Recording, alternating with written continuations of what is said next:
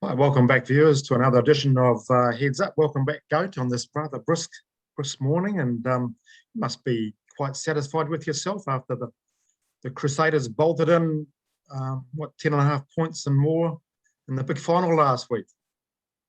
Yeah, it kind of panned out. They needed a couple of kicks at the end of the game, and Moanga delivered to get home by 11. So amazing game. Now and then things go your way, Neil. We have plenty of times when they don't, so you got to take the good with the bad.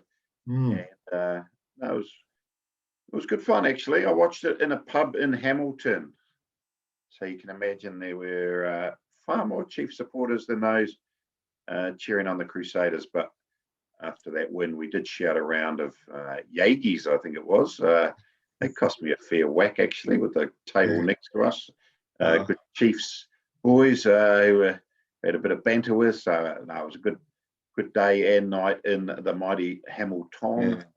Tirapa on Saturday. Crafty Jess getting the spoils in the flat race. Jumping races, and a 2-year-old race you might want to talk about. Yeah. It sounded like you could have afforded to a shout after the Punters Challenge on the weekend, and you did okay. Yeah, we did okay in the Punters Challenge. Kind of just bided our time, actually. It was very selective of the bets, but we only had 3 bets. 2 of them came in, and that was enough to run second. What were the 2 horses? Zen Tangle. Oh, yeah. If you had been to the Levin jumping trials, Neil, you would have been on that for all the tea in China. Maybe next time. And the other horse was also won the Gold Coast Guineas. Started with M. Snowden trained. It came in from 4s to about 3. Sat outside the leader and won that. So good one. Yeah.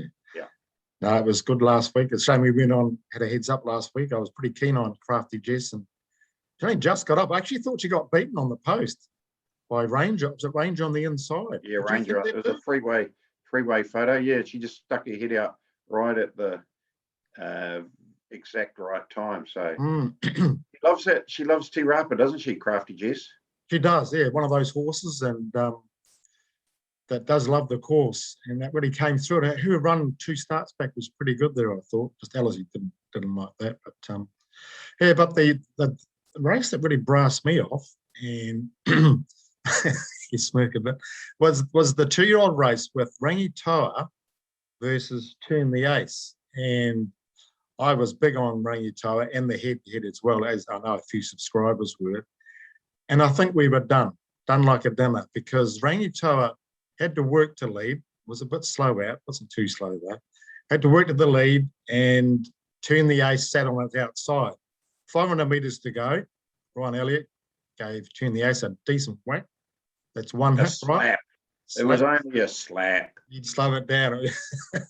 I'll slap you with the same action one day at the pub next time. You'll jump about 10 feet. Anyway, that was one official whack to me.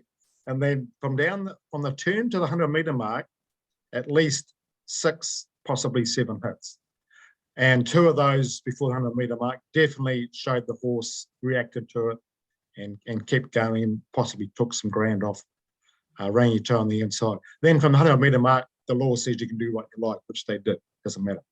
Okay, but Turn the Ace just got up in the very last stride to beat Rangitoa. Now, the rules say you can't hit the horse more than 5 times before the 100-metre mark. Otherwise, you get fined. You don't lose the race. You can't protest. You can't do bugger all. But tell me, NRL, 2 seconds to go, forward pass, and you score a try, you lose the try with a forward pass, you lose the game. Tennis, double fault, very last point, you'll lose the point and lose the game. But in racing, for some reason, you break the rule, nothing happens. Nothing even mentioned in the stewards report. I just think it was... So 2 horses go hell for leather, and they both jockeys exceed the whip rule by 1 prior to the 100. No. Sandcott No. I'm giving you a scenario. Oh, now. Yeah, okay, yep. And they both exceed the whip rule by 1. The 3rd horse is 200 metres back in 3rd. And you want both those 2 disqualified behind the one that ran 3rd. Well, if the rule says before the race, you get disqualified if you break the whip rule, they know where they stand. Just like in is- tennis, you double fault, you know where you stand, you lose the Is that- game. that's one, but it's the equivalent to that is if you double fault twice in a game, you lose the game altogether. You don't just lose that point, you lose the whole game. See, it's a cumulative effect, tennis. There's, I don't know, a couple of hundred points in a game to decide a match. Yeah. And if you double fault once, you lose that 1 point. You don't lose the match. But straight away. you could be serving on match point. Yeah, but you've got to that point.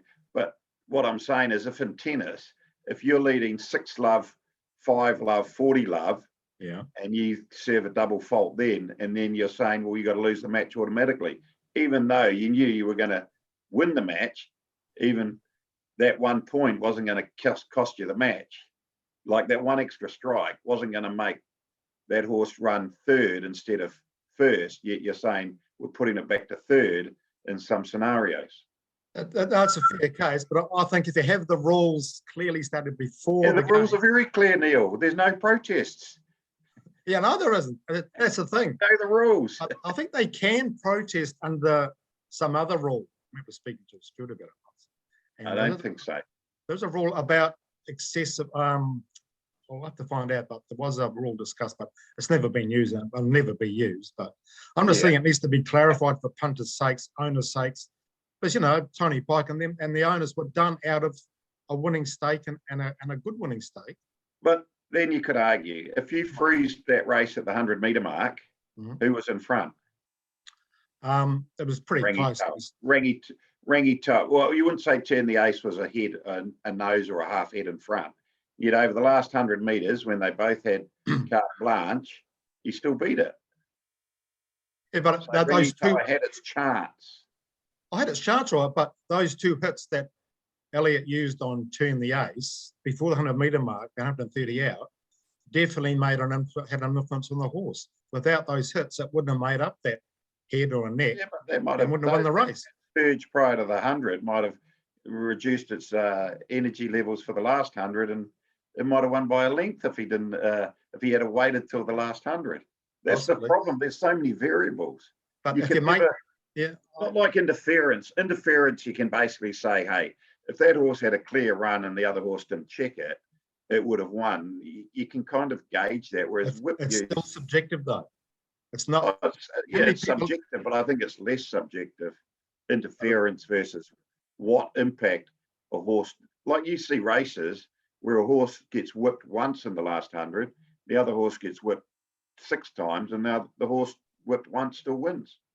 So the whip doesn't necessarily work in the horse's favour every time. Yeah, but I think that Turn the Ace case, those two hits. At least you were honest, Neil, and you admitted you're talking through your pocket. Bloody oath I was. But anyway, for the record, I didn't have a bet in the race. Yeah, that's fair enough. Yeah. But I'd just like to see it more definite. But stewards say they can't measure it. Well, you can't measure interference. I like to say it is easy to measure. It is easy to measure. You can see if a horse is say 2 lengths off the leader at the 200-metre mark. Yeah. Half a length off it at the 100-metre mark, and it's got the momentum up, and the other horse suddenly runs out on it and checks its momentum. You could say it's made up a length and a half in 100 metres. It's going to make up that extra half length in the last 100. And I know it's not exact, but I think there's more. I'll say less subjectivity in that, but we'll agree. I can't wait till the next race where you back a winner, it wins by a nose, and I'm sure you won't be talking about the excessive whip use of that jockey, and you won't be handing back your winnings to the TAB saying, "I shouldn't have won this, Mr. TAB. My jockey whipped the horse before the 100. Here, take my money back." No. I just think it needs to be more definite. Anyway. It'll happen. I personally think whips will be banned except for safety, carried for safety, within the next 5 or 10 years. Well, that'll be an interesting one. I'm not saying you'll be right, but I think it's a very slippery slope personally if that does happen. If the racing industry chooses to ban the whip itself, it'll ban the use of the whip for performance enhancement. It won't Yeah. ban the whip from a safety point of view, but Yeah. you're heading down a slippery slope if you start removing that, because that just adds. Then the next step will be banning jumps racing, banning 2-year-old racing, and then the ultimate step, ban racing altogether. Yeah, well, greyhound racing's going that slippery slope at the moment. They aren't being proactive, and I think that their days are numbered. So it'll be interesting. Well, yeah, but I think, hey, the industry, yep, the whip rules have evolved, and they are going to evolve again, and there will be further changes coming Septemberish. But I don't think we'll see the whip being banned, like you say. I might be wrong, but I think the industry realizes there's still an element that jockeys need that, and jockeys definitely don't want the whip banned. I'll tell you that now. Yeah, I know. If I was a rider, you've got to have that for control and making sure you stay straight, and rather than heading out towards the fence or towards other horses. Yeah. So anyway, hey, good discussion. It is. Yeah. I'm sure you wouldn't have been talking about if Rangitoa had his head down on the line and not turn the ace. Probably not. Yeah. And you wouldn't have even counted turn the ace's whip strikes. Anyway, no, that's good. Okay, so Crusaders were mentioned, and nothing else happened last week. Nah, not really. Anyway, got a good race tomorrow, Rotorua on a heavy 11 track. It's going to be probably maybe a loose track with rain forecast tonight and tomorrow morning. So it's going to be a real slog though. And you look through that field and you think, crikey, what's going to handle our boulder? Would you think outside fence? Rotorua does tend to be a outside fence when there is rain, sort of when it gets a bit loose. Yep. I'll tell you what, I like it. Wanganui yesterday. There was one horse I was keen on, Black Forest, and it was ridden perfectly and got to the right spot. Who rode that? Ryan Elliott. He almost bloody well blew it. And did he get fined? He didn't hit it 5 times before the whip. Did he get fined? I don't know, did he? Yeah, he got fined. He race? rode the horse. He won the race for you. And he copped a fine and a suspension. Maybe the number of strikes you're not complaining about that. Before the 100-metre mark, was it? No, not for whip use. We checked the horse of Trudy Keegan's. Because he changed it. He had the whip in the left hand, coming into the straight, and the horse was going true. Then he swapped it to the right, started running in, and he kept hitting it with the right hand. So I thought, what the hell are you doing? And he almost blew it. But he won the race. He won the race for you. Bloody just almost blew it. Anyway. Well, did you get paid the full dividend? Yeah, I did. Yeah. So don't complain. I'm not. I'm just saying, what if could have happened? Anyway, he's a good chap, right? He's in my good books now. He's back on top. Yeah, see, I tell you, a week's a long time in the life of a punter. Righty, yeah. Ryan Elliott got suspended, careless riding at the 100-metre mark, 3-day suspension, and fined $150. Sure. So he went out of his way to win that race, and you're not worried about it. He went out of his way to win the other race, and you're complaining. Yeah. See? Got to be selective in your complaints, don't you, really? Yeah, but getting back, I don't think it's great racing when it's a race to the outside fence. But yeah, we could talk about the Wanganui track, but we better not. Oh, it's frustrating, but the only way you can do it is the last thing that could be done to fix it. But yeah, we won't go down that. Bring the outside rail in. Well, how about irrigating right across the track so the outside actually gets irrigated in the summer? Well, that certainly doesn't at the moment. Yeah, but you can chuck it back in your favour. Like the last 3 or 4 races tomorrow, you're more than likely, very likely, have to get to the outside fence. So yeah, the horses meant to get there. It might be like that at Rotorua tomorrow as well. In that case, let's get back to this cup race. We are going off on tangents today, Neil. This is good. Bowden $3.40. Oh, look who's riding it. Ryan Elliott. Couldn't have it on a heavy track, could you? Could you? Not with that weight, no. 60 kgs, 60 and a half kgs. Unproven on a heavy, 6 starts, 1 win, 2 placings on a slow. Bull bars, though, generally handle the heavy. Yeah. But 6, giving a lot of weight away. yeah, I wouldn't be backing it, but hey, it's in a rich vein of form, career best form, really. Yeah. But no, I'd be laying it, not backing it. I think just You bring up the got speed. Smoky, haven't you? I have. I just bring up the speed map here because we talked about it before. We did heads up. And can you see that speed map okay? Hold on. Yep. What have we got? Yeah. Peso. Oh, Peso went good at the jumping trials the other day. Oh, yeah. Well, he's a See good. the video of that, Neil? I will. Though.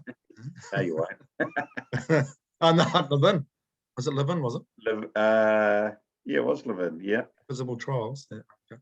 Now, it's on the speed map here. We've got Bid Mike, obviously, Casio and Spring Delight all going forward from outside draws.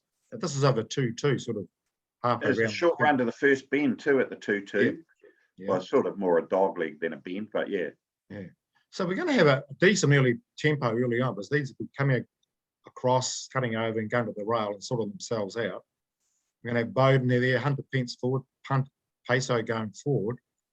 So it really does set up for something that is going to get back, come out wide, and have a go at these. And gee, I think Paisley Park and our Form Pro ratings, he and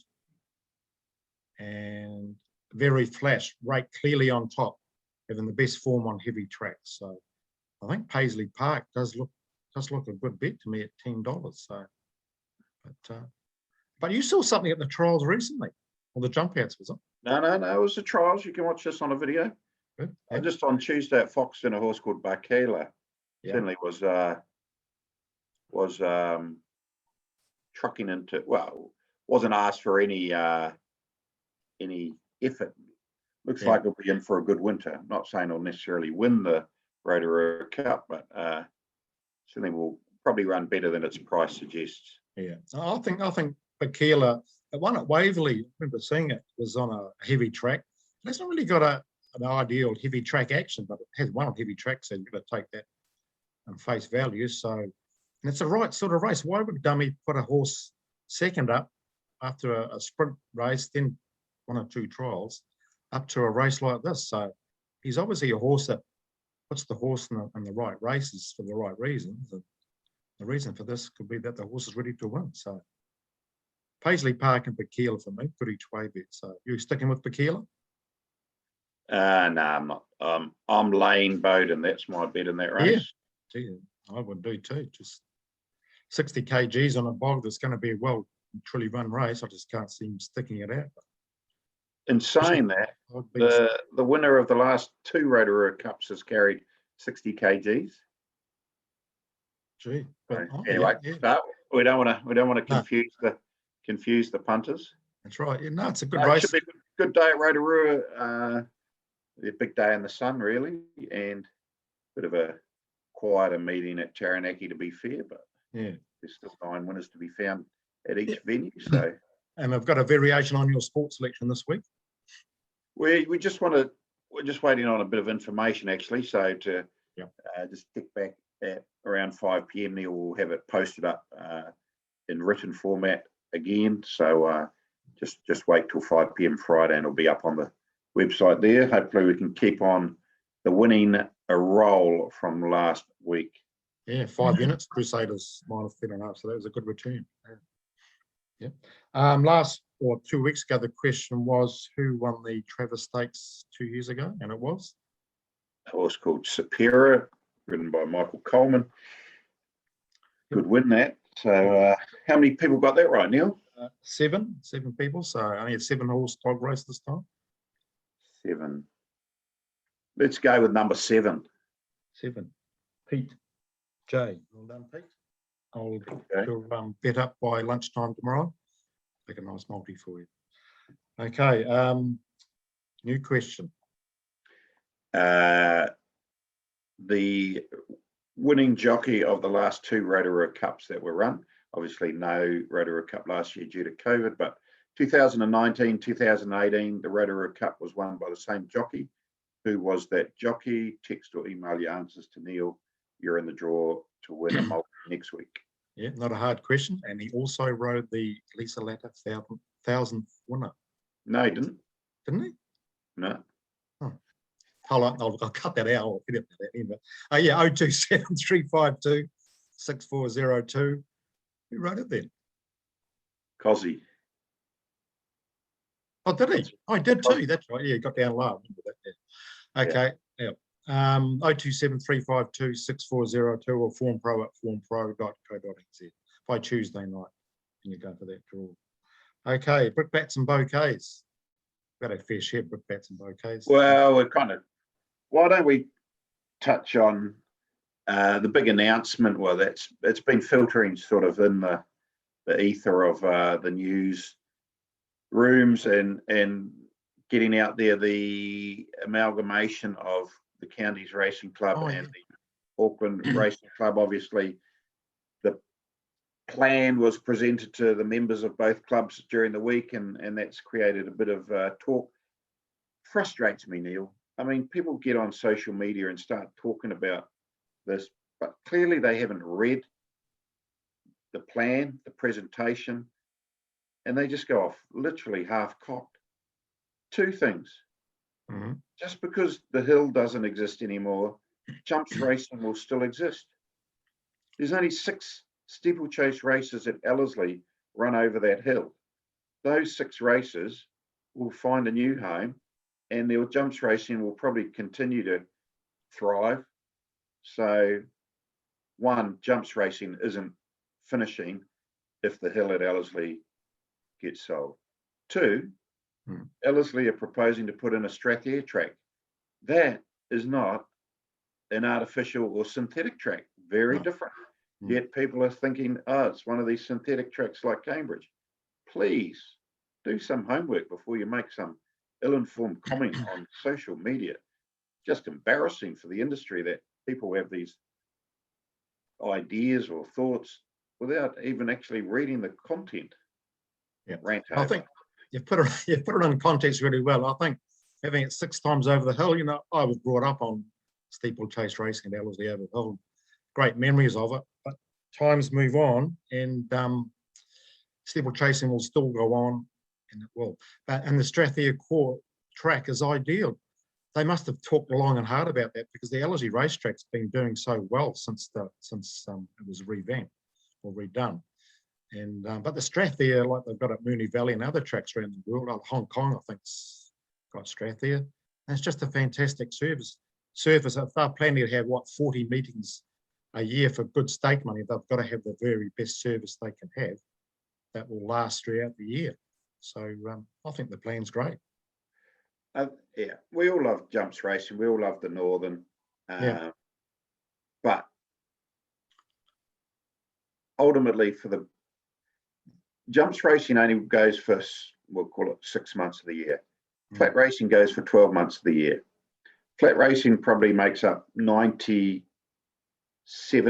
of all races held in New Zealand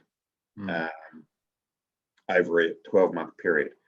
What business would focus solely on the 3% and ignore this 97%? Yeah. And the 3% will still continue, just in a slightly different format in terms of where the races are run. But those races will still be run, and I guarantee you the stake money for those races will be higher than what they are now, because of the changes they're wanting to make. That hill, I reckon, is worth $300 million.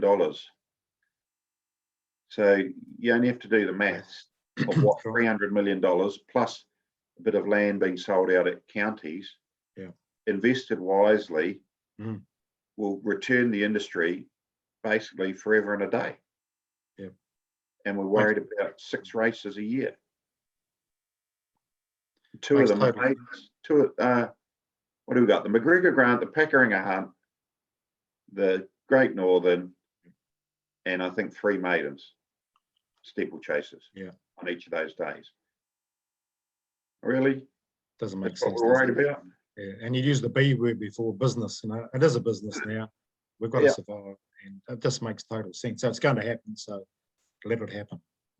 And it's unfortunate people get the wrong information about, especially Strathia. Well, they get caught up on the emotional side of it. And yes, we all love the hill, but let's look at, would you rather just the hill remain and racing full stop, finish up because owners, trainers can't make a living? Or do we go, hey, we have to sacrifice the hill for the greater good of the industry. Mm. And jumps racing will relocate more than likely to primarily Te Rapa, which, funnily enough, much closer to the horse population. And we all know jumps racing doesn't generate the same betting turnover. And crowds, you ever see big crowds on jumps days? Not really. No. And I agree, the turnover for jumps races very rarely work out the pulls and the win and place totes and say double that for the final field odds, and plus your exotic bets as well. The takeout from that just wouldn't cover most stakes for jumps races. I'll guarantee it. A good analysis will do it, but the racing industry has propped up the jumping industry because people enjoy doing it and watching it and being involved in it. And there's a definite place for it. I love jumps racing. Actually, I've got a jumper this season to hopefully win a big jumps race, having a run on the flat tomorrow. But the logic of saying we want to maintain 6 races while we ignore what we could do to change for the other however many thousand races a year. Yeah. And it just doesn't make any sense. So No, it doesn't, yeah. I think it'll go through 3 years, 2-3 years time when we've got $100,000 races, and that will have to make the rest of the country pull their socks up to be able to compete with Ellerslie. So I see it as a positive round, really. Oh, 100%. You'd imagine if this every second week or every week just about we're going to be racing $100,000 stake money for all races. The sell for trainers getting new owners on the doorstep is going to be so much easier, and it's just going to feed off itself and perpetuate itself, and racing is going to thrive, or at least give itself a chance of thriving. Correct. They won't have to sell overseas to Australia. Be more and better horses here. It's got to be a huge tick for racing. So why would you try and stop that because of 6 races over at Hull? Doesn't make sense, Rob. Anyway. Interested in viewers' feedback. If you've got any thoughts or counter views, fire them through. We can debate it further. Yeah, definitely. I understand the passion for the Hull, but got to think it through. Anyway, the walk down memory lane is involving a horse that won 3 of his hurdle races throughout his career, but you might be able to guess this. He won his very first race at Poirot, just like other horses that won their first race at Poirot, that you can name them. Poirot, the home of maiden wins and debut wins of Sunline, Sea Change, Zonda wasn't its debut, but it was its maiden. I was there that day actually when Zonda won. Yeah. Still remember that race. It was. His debut one. And I think he had a couple of thirds. Oh, yeah. It was his third. Sea Change. Sea Change was debut. Yeah. Sunline was debut. Zonda, I'm pretty sure, had a couple of thirds before that race. Yeah. He went out about $1.90 favourite. Vinnie Colgan won well. That was the day after Melbourne Cup Day. When Poirot used to race on the Wednesday after Melbourne Cup. That's right. Yeah. What year was that night? What year did Zonda win the Derby? 1997, wasn't it? About then. I'm pretty sure. So that would have been November. That was only so he won a maiden in November and won the Derby in December because it was run on Boxing Day, of course, back then. So he might have had 2 runs in between. Won the Avondale Guineas from memory. Yeah. Anyway, we're not talking about Zonda, but I made a mistake actually. Oh no, it was Poirot. It was called the Counties Cup at Ellerslie 3-year-old maiden at Poirot. Was it a second or third start? First start at Poirot, and it won its last start in New Zealand because it went for 2 starts, unplaced starts in Australia. It won its last race.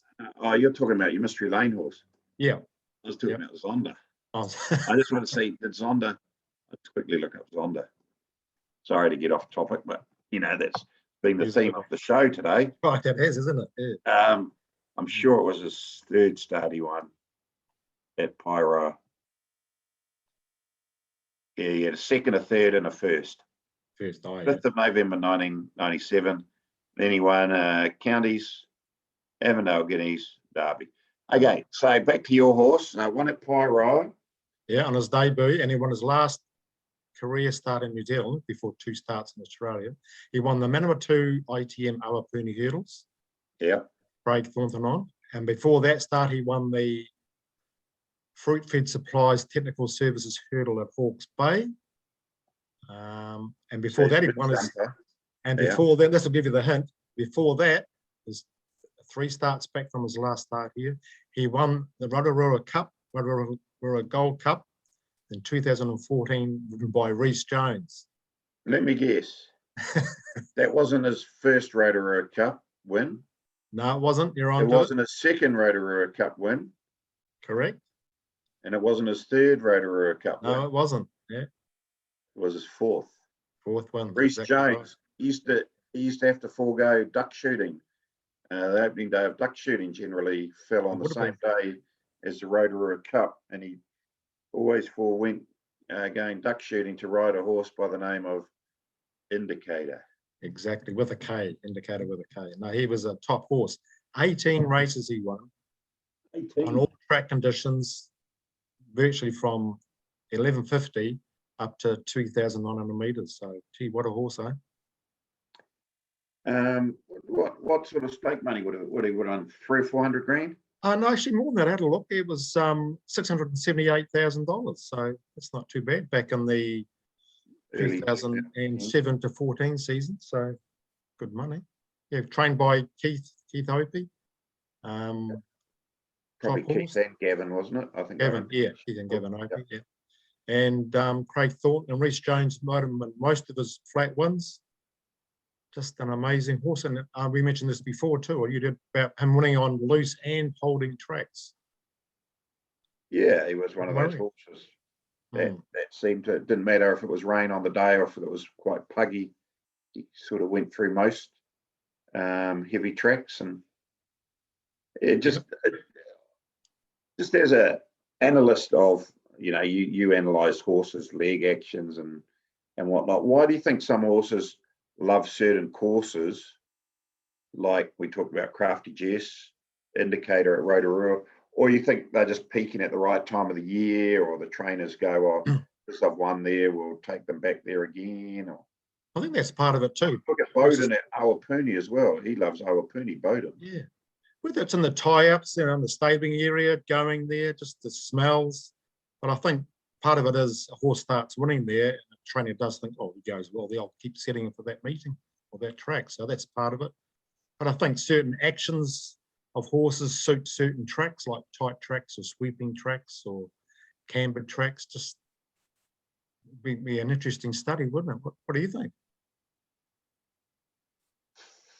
Yeah, I'm not as knowledgeable on that subject as you, Neil, but I think, yeah, maybe it is the track surface. Invariably, Rotorua, obviously the Rotorua Cup was probably run on generally a slow or heavy track the 4 times. I think he ran the 5th time. Would he run in the year he didn't win the Rotorua Cup? I'm sure he ran in that race, but he didn't win it. Yeah, good question, actually. That was Framels won it, I think, in between. He ran 4th from him, level. Yeah. So, it would have been always run on the similar type of, at the same time of the year, so it's generally a wettish track. Yeah. But yeah, I don't know the answer, but yeah, certainly some horses just have affinity with certain tracks, that's for sure. Yeah, definitely. I just trying to find that race. I don't know if he raced in that. Oh, he did not. Yeah, 2012. Oh, this is interesting. He ran 7th, fallback in a wider 400, no dash, sticky ground. I didn't like the sticky ground that day. Yeah. So Framels, John Sargent. I was pretty sure. I'm sure I was there that day, and he was going. That was when he was going for his. I think that was going for his 3rd cup, and then he won 2 more after. So he won 2, missed 1, and then won 2 more, didn't he? Yeah. And Rhys Jones, most rides. Rhys Jones is not still riding, is it? 5 times in a row. You ever seen Rhys Jones around? Sorry? I haven't seen him lately. I think he has officially retired. He was he certainly had a long career, and obviously in his day rode some very good horses. Happy and You Know It would probably be the one that I remember most. that 2-year-old at Moroney's. He rode that to win the Size Produce. Used to ride a lot for Jim Gibbs, didn't he? Yeah, and rode Miss Potential to win the Mudgeway, was it? Oh yeah, Miss Potential. Yeah, Get all the way. I remember I'm thinking, where the hell were they? He just snuck Yeah. away. Good ride. yeah, Snuck away. Miss Potential. That was one of his. Would be Yeah. one of his favourite horses. It'd be good sort of to catch up with someone like that one day and just interview him and see what he's up to now. There's a lot of people know of him, and good to catch up with him. So get any contacts, let me know, and I'll give him a call. Be good to know. Right, anything else before the weekend? I think sport, you know, we've got league in the week. All actually interesting with all the league being at Brisbane, isn't it? On the weekend. Yes, what's it called? The Magic Round or something. And the start of the Super Rugby Aotearoa, sorry, not Aotearoa, Trans-Tasman. So see if the New Zealand competition is superior to the Australian in terms of these 5 matchups over the weekend of a Kiwi team taking on an Aussie team. Yeah. That'll be good. But Yeah. no, not a lot else to report. Definitely, it's getting a bit chillier out there, Neil. We're all a bit more rugged up. Yeah, it You- certainly is. You won't be swimming in that beach, Papamoa, at the moment, will you? No, too many sharks around, so stay clear of those. Well, we got sea snakes down here. Have you? What are they like? Have you seen them? No, I haven't gone out to Tangi Moana down in the Manawatu. There was some reports of a sea snake. Yeah. Right, oh, well, I'm going to look forward to counting some whip actions, and whip strikes in the weekend. Well, I look forward to you when your best bet wins and your jockey exceeds the whip rule. I look forward to you donating your money back to the TAB. Yes, and I'll be quite outspoken. Maybe you and somebody else, don't know many people, but no, it'll be interesting. It's an interesting topic anyway. Time will tell to that's see good. where it develops. Yeah. Yep. No, any feedback on any topic? We're always Yeah. happy to take on board feedback. Yeah, you know, especially Ellerslie too, but a lot of the members, most members have agreed to the changes, haven't they? What's been proposed, and they understand. What hasn't the vote hasn't taken place yet, but isn't it? I think obviously it's an emotional subject for some, and history is important, and we respect that. But You're right. no point having history if you don't have a future. Exactly. Yeah.